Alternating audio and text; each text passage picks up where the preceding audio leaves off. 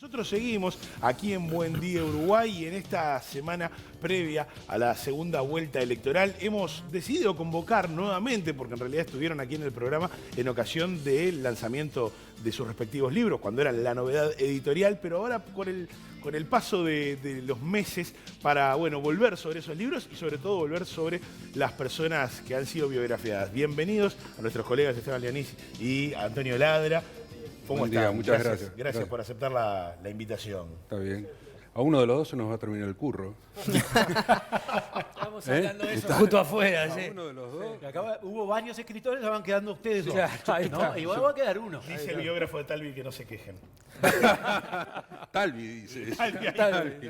No tuvo el libro No, todavía. No, pero Todavía Manini no. Río sí, ¿no? Pero- Manini Ríos sí. estuvo. Sí. Sartori. Sartori también. Sí, sí. Bueno, van quedando ustedes dos. ¿Y cómo es? Pero de alguna manera, vos decías lo del curro, pero en realidad, ¿cómo es el tema de trabajar sobre una zafra específica cuando en realidad estás retratando una vida, digamos, mucho más rica, llena de avatares, pero que por alguna razón tiene que situarse en determinada coordenada espacio-temporal, como por ejemplo las elecciones? O sea, ¿vos piensan que sus libros van a dejar algo más allá de esta instancia electoral respecto a los dos candidatos? No, vos hablaste del curro. Está sí. bien, bueno. Sí, Ya me tiró. Bueno, sí, yo quisiera que ocurriera eso, porque en verdad, justamente una de las cosas que yo me propuse en el libro, no sé si lo conseguí, algunos amigos queridos, escritores de otros libros como Alfredo García, que escribió el otro libro sobre la calle, dice que sí. Yo lo que quería era retratar un poco lo que fue la generación del 80, a través de la mirada de Daniel Martínez, pero que un poco lo que mostraba es cómo se vivió en los años más duros de la dictadura, quizás a la salida, cuando empieza el plebiscito del año 1980, después las elecciones internas del 82, las primeras que hubo acá, y bueno, y después la salida de la dictadura específicamente. Entonces yo lo que quise era retratar cómo era ese Montevideo en general, o en particular ese Montevideo oscuro, en el cual yo viví ahí, o sea, yo viví bajo a ese Montevideo. Entonces, yo quisiera que quizás, una vez que termine esto, que quedara eso, por lo menos, que si alguien quisiera, como hay poca literatura sobre ese periodo, no quiere decir que no haya, pero hay poca, porque es hablar sobre quienes nos quedamos acá, quienes vivimos acá, que no nos fuimos, que no estuvimos presos, no estuvimos en la lucha armada, ni nada por el estilo. Entonces, no fuimos exiliados. Entonces, retratar esa generación en la cual me incluyo fue uno de los objetivos que tuvo el libro y una de las cosas que me llevó justamente a aceptar la propuesta, ¿no? En su caso, Esteban. No, yo básicamente la idea cuando se plantea hacer el libro sobre la calle Pou fue retratar lo que era la vida de la calle Pou. Tiene una vida particular, hijo de presidente de la República, una vida revoltosa o rebelde, como le queramos llamar, en su tiempo de adolescencia, diputado joven, que sí entró por la madre, que sí entró por votos propios, digo, un montón de cosas que me parecía súper interesantes y que se pudiera saber realmente qué había pasado, o por lo pronto, en buena medida, de su propia boca, el relato de cada uno de esos episodios. Si aportó, respondiendo un poco a la pregunta, creo que sí, que está bueno que la gente antes de elegir o cuando eligió en octubre, eventualmente, dijera, bueno, a ver, voy a leer quién es Daniel Martínez, quién es Luis Lacalle Pou, qué hicieron, qué no hicieron, cuánto desierto hay en cada cosa. Me parece que esos fueron buenos aportes, cualquiera de los dos. Hace una campaña bastante, hasta en algún punto autorreferencial de los candidatos, ¿no? Creo un poquito más marcado en Daniel Martínez, pero también tengo algo para la calle Pou. Esto de cómo vivió él su etapa de la lucha contra la dictadura, se ha polemizado acerca de su ingreso a ANCAP, cómo se dio, lo debes haber visto en un millón de lados. E insisto con esto de usar bastante de la experiencia vivida personal como una bandera de campaña, como tratar de mostrarlo. En el caso de Luis Lacalle Pou, ha sido una persona que parece que después de la experiencia vivida hace 5 años, de la derrota en las elecciones, como que aprendió mucho de eso y tiene una campaña metódica al 100%, donde no se sale un centímetro de lo que tiene planificado con el norte, con esa agenda que tiene en el pizarrón en su despacho. Entonces, le pregunto a los dos, que tienen mucha más información que el resto de la ciudadanía acerca de los dos candidatos. ¿Han visto algo que les llamó la atención, algún error, algún desatino, o lo que estamos viendo es lo que son? Error, sí, error de cantidad. Pero No, pero error, por ejemplo, en esto de biográfico. Pero ¿en qué sentido? ¿Error biográfico? ¿De que alguna cosa que haya dicho y que no sea cierto? ¿Eso? ¿Sí? Claro, no, por ejemplo, hubo gente que hacía referencia a la fecha en la cual Daniel Martínez ingresó a ANCAP y cómo Sí, se bueno, puede... se dijo también que Daniel Martínez había querido prender fuego, hacer explotar ANCAP también. Recordemos ese episodio porque quizás muchos televidentes no lo tengan presente. ¿Cómo fue el tema de la fecha de ingreso? Hay mucha gente que Daniel Martínez hace en reiteradas oportunidades como una de esas argumentaciones de la lucha contra la dictadura y cómo se dio. Y hay gente que dice, bueno, pero en realidad, corregime, creo que fue en el 73 que ingresó a... Sí, creo que sí. Bueno, no sé, recuerdo. pero ingresa a ANCAP como funcionario en periodo de dictadura, entonces mucha gente dice, ¿cómo puede ser alguien que desde la clandestinidad luchas contra la dictadura y al mismo tiempo ser contratado por la empresa estatal? Bueno, Pero además también, yo qué sé, no sé, hay infinidad de episodios vinculados a la vida personal de Daniel Martínez que él utiliza como argumentación para reforzar su imagen de candidatura, que mucha gente lo usa para justamente lo contrario, para Bueno, yo le criticarlo. diría a esa gente que dice eso, primero que lean el libro, porque mucha gente lo que habla sin haber leído nada. O sea, en el libro están hasta los documentos. Él ingresa por un llamado de bienestar estudiantil, era estudiante de la Facultad de Ingeniería, hay un llamado, se presentan creo que cerca de 100 estudiantes, queda primero en el llamado, segundo queda un amigo de él, que fue socio después en una empresa, en la empresa Vilpa, fueron socios, crearon una empresa, una empresa importante, o sea que, a ver, que el hecho que haya luchado contra la dictadura, yo luché contra la dictadura y era compañero de trabajo del padre de Luis, por ejemplo, que era mi jefe, en una empresa privada. O sea que yo no sé cuál es el problema que hay en eso. Después, después también se dijo que Daniel Martínez había querido, cuando el golpe de Estado se apagó, como es la llama de ANCAP, vieron el monumento al fósforo que le dicen, también todo eso, que si no hubiera sido por dos ingenieros navales, explotaba medio Montevideo. Y bueno, 1973 no pudo haber sido porque Daniel Martínez tenía 17 años, 16 años. Bueno, o sea, eso fue una de las fake news que surgieron cuando salió el libro, cuando le hicieron la falsedad del libro de Esteban. Simultáneamente, por otro lado, también a mí me estaban diciendo que por qué yo no había puesto ese episodio. ¿Cómo fue encontrarse con eso? Porque era mucho más grave lo de Esteban, claro, obviamente, Esteban, ¿no? tomaron adulteraron, se podría decir, Adulteraron, sí. un capítulo o diferentes partes de tu libro para viralizar contenidos falsos. ¿Estaban medianamente prevenidos de que eso podía ocurrir? ¿Los agarró totalmente de sorpresa? ¿Es un fenómeno de alguna manera de la nueva era? ¿Y cómo fue la reacción también tuya desde la editorial de decir, bueno, ¿cómo combatimos esto que alguien con habilidades gráficas haya tomado un capítulo para tergiversarlo por completo? No, nosotros, a ver, yo nunca había tomado recaudos de cosas similar. Es más, de hecho, el libro sale a la calle un miércoles o jueves de los primeros días de mayo. El lunes siguiente, la calle Pou presenta en Quibón los lineamientos programáticos. El miércoles siguiente estaba previsto que se presentara el libro, aunque ya estaba en las librerías de hace una semana. El lunes, la noche del lunes, cuando se presenta los lineamientos programáticos en Quibón, esa misma noche, sobre las 11:30 de la noche, yo empiezo a recibir WhatsApp de ex compañeros de clase del colegio. Dice, che, esto es cierto, y 12:00 de la noche, un WhatsApp del propio Luis diciéndome, mirate esto, con un link. Entro a ese link y me encuentro con esa página de la plataforma Script, con un perfil mío, con la misma foto de perfil que yo tengo en Twitter, que yo jamás había escuchado sobre la red Script.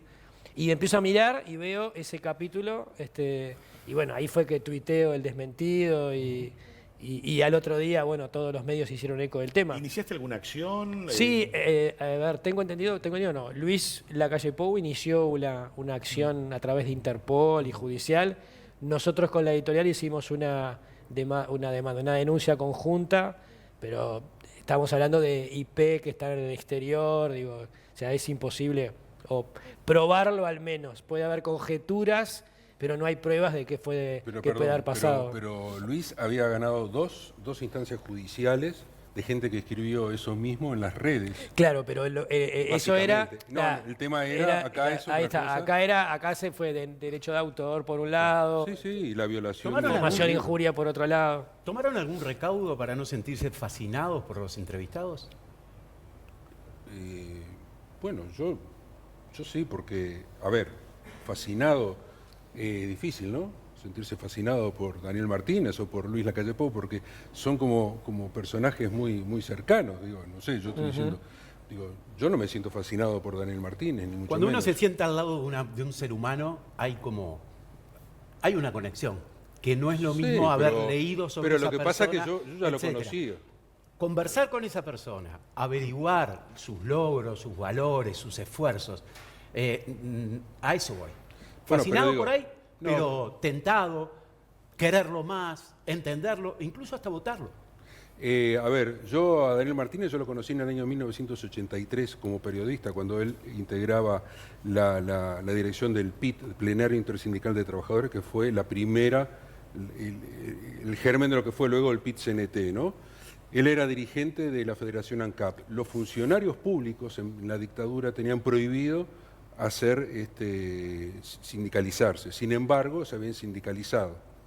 Y él era el presidente del sindicato de la Federación ANCAP, o de la ex Federación ANCAP, porque tampoco no era el nombre de aquel momento. O sea que yo lo conocí a partir de ahí, pero en mi relación como periodista y fuente informativa. Y el trabajo con el libro para mí fue exactamente lo mismo, fue mi relación con él en tanto fuente informativa y yo periodista o, bueno, en este caso escritor de un libro. Por lo tanto, digo que no es una biografía de Daniel Martínez, yo digo que es un libro de investigación sobre Daniel Martínez, que es otra cosa. Esteban, vos también tenés otro grado de cercanía con... No, con yo a Luis lo había Pou. entrevistado como cualquiera de nosotros, 4 o 5 veces en la radio, en diferentes radios, a lo largo del año 2000 para acá. Yo lo que intentaba era, no sé si yo me vi fascinado, sino lo que intentaba era que él, no digo que se fascinara conmigo, pero que sí se pudiera abrir, ¿no? Que pudiera contarme cosas. A ver, lo que intentamos todos los que entrevistamos alguna vez, tratar de que él lograra abrirse, contarme en determinado momento, después en la última charla, en la 8ª o 9ª, que fue en su despacho del Palacio, la última fue en su casa, pero en el Palacio, le digo, bueno, para ir redondeando, ¿no? Te voy a hacer una pregunta y te pido que me la respondas desde el corazón. Y antes de hacerle la pregunta, me mira a los ojos y me dice, Esteban, desde que venimos hablando hace 1 año y medio te estoy hablando desde el corazón. Y yo dije, lo pensé y realmente le creí, de verdad le creí. A ver, Luis ha sido, desde el 2014, lo habíamos entrevistado todos alguna vez antes, pero en 2014, en la campaña de 2014, sin duda, él no rehuía ninguna pregunta, siempre fue de hablar de absolutamente todo. De hecho, ese era el gran problema que yo tenía en el libro, tratar de que me contara cosas que no nos hubiera contado a ninguno de nosotros. Ahora, Esteban, ¿cuál es Luis? ¿Luis es el de la bandera o Luis es el de esta campaña donde no se sale 1 centímetro de lo correcto? Que no ha tenido medio desatino. Es que yo creo que, a ver, sin duda que Luis aprendió mucho en la campaña del 2014 y en estos 5 años. Ese método que él tiene, lo tiene desde el año 99, desde que él está haciendo 98, que arrancó a hacer campaña. Digo, en el libro está contado por él y por compañeros de él. Él entró al local donde se iba a hacer toda la cuestión de la agrupación de Julita Pou, y lo primero que hizo fue poner un un cronograma en su despacho que ha compartido con otros y decir, bueno, yo mañana voy a estar acá, Es increíble la semana que viene de acá. las primeras personas que entró al local fue Beatriz Argimón. Es que entraron juntos Yo cuando casi, ¿no? leí la biografía Claro, de entraron Esteban juntos. de Luis, la verdad, pues la leí después pasada las internas, me pareció increíble que de las primeras personas que entró al local, que inauguró Luis Lacalle Pou para inaugurar su carrera política. Lo inauguró Julita, en realidad. Era el local. Claro, Que Beatriz Argimón era la primera candidata, o la segunda en realidad, porque era Julita, a diputada por Montevideo. Pero estoy Sí, haciendo mucha sí, memoria, pero Sí, cuenta que él ingresa con un amigo al local, sí, lo abren, sí. hacen cronograma y enseguida la primera persona que ingresa fuera de ellos Exacto. dos es Beatriz Argimón. Es que se compraron Rodrigo Ferrés, que es su amigo, que es uno de los integrantes del equipo asesor de Lacalle Pou hasta el día de hoy.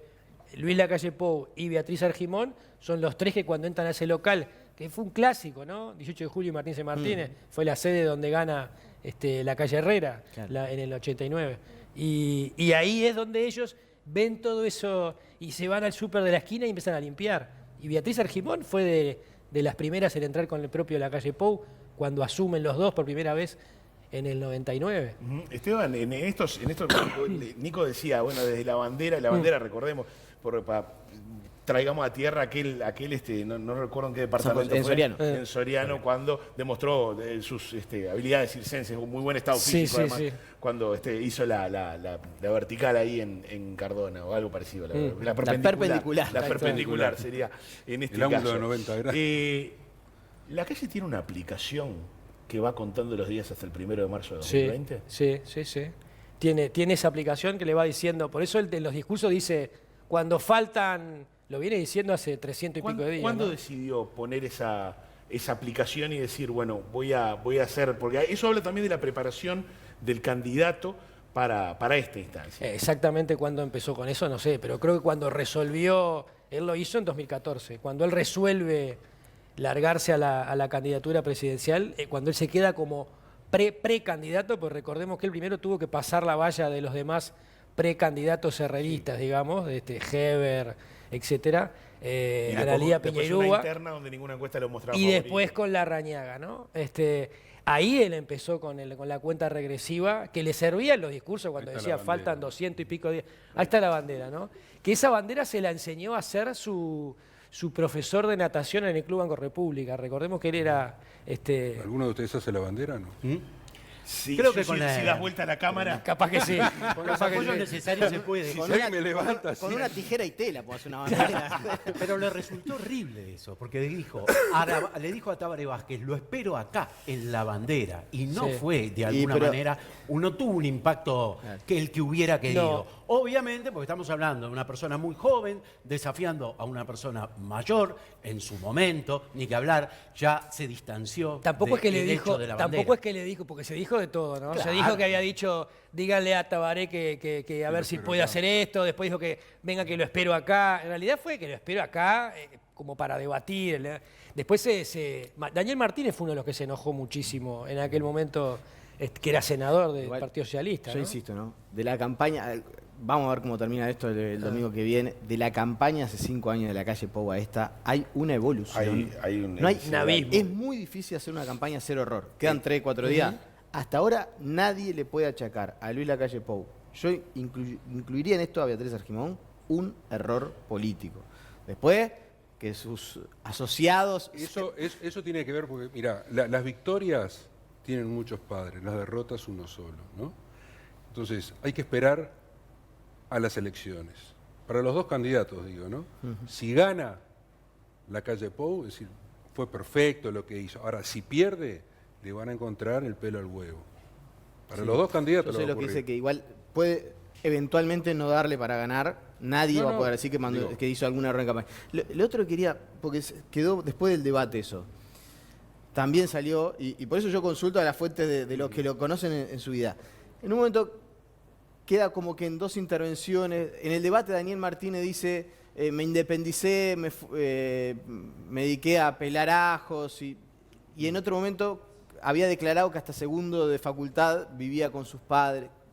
¿Hubo una contradicción ahí como se presentó en redes sociales? No sé. Yo lo que te digo es que que pelaba ajos, que arreglaba... ¿Se había independizado o no se había Este, independizado? Se independizó cuando se fue a vivir a un apartamento, cuando se casa a los 19 años. Cuando se casa, ahí se independiza. Y ahí daba clases de matemáticas. Antes había pelado ajos, eso es cierto. Eso cuando era más adolescente. Lo hacía junto y arreglaba cortinas y lo hizo junto con un arquitecto, el que hizo la Plaza 1 de Mayo. Fue portero del ABC, del cine ABC. Fue portero y largaba películas además en el cine ABC. Y después cuando ingresa, cuando ingresa a ANCAP es cuando eso le da sustento económico y ahí es cuando se independiza. ¿Lo ves crecer como candidato, Martínez? Desde que te encontraste para realizar el libro y no hasta ahora, como candidato. Él al principio tenía algunas dudas. ¿Se acuerdan que estuvo como medio dudando si se largaba o no, incluso antes de la interna? Y después, después que agarró la bajada, no paraba. Yo creo que ha crecido en algunos aspectos y en otros se mantiene igual, o sea, digamos como que no ha avanzado. Creo que ha cometido algunos errores en su campaña. Por ejemplo. Creo que uno de los errores es eso de hacerlo tan autorreferencial todo. Personalizar Personalizar todo, ¿no? Porque el Frente Amplio tiene 15 años de gobierno, tiene muchos errores durante todos esos 15 años, pero también tiene muchos aciertos. Recordemos, la sociedad cambió rotundamente.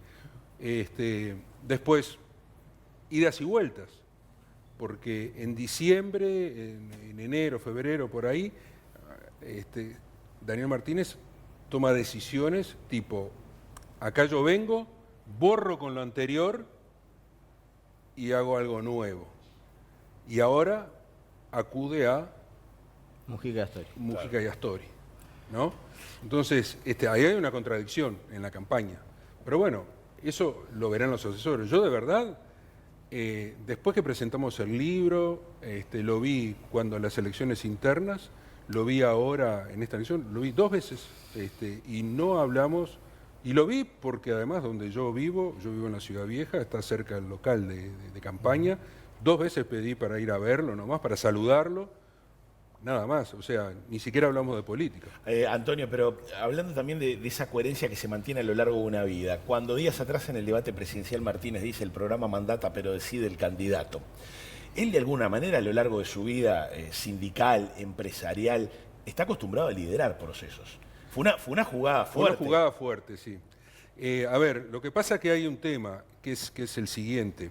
El Frente Amplio tiene 3 pesos pesados, como son Tabaré Vázquez, que ya no puede ser candidato, Mujica y Astori. Son 3 pesos pesados. Y entonces viene esta instancia de renovación que en verdad es una renovación medio así, a las apuradas. No hubo todo un proceso de renovación, de a ver cómo... ¿no? Aparecen ahí nombres emergentes, algunos peleándose, por ejemplo, Vergara peleándose con Astori, saliendo del ala de Astori, peleándose. Daniel Martínez, que sale porque él tiene su gestión en la Intendencia y porque antes había querido ser ya candidato o lo habían promovido como candidato a la presidencia, él mismo dice, y él aceptó, y él dice, yo ahí me equivoqué, el ego me jugó una mala pasada cuando eso. Entonces, pero no llega a ser un líder, es un candidato.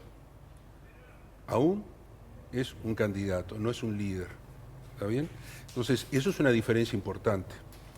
Entonces, yo qué sé, si llega a ganar, ahí la cosa va a cambiar, porque ahí va a decir, bueno, todas las decisiones que tomé estaban bien, ahora si pierde, le van a cobrar todo. Un comentario anexo.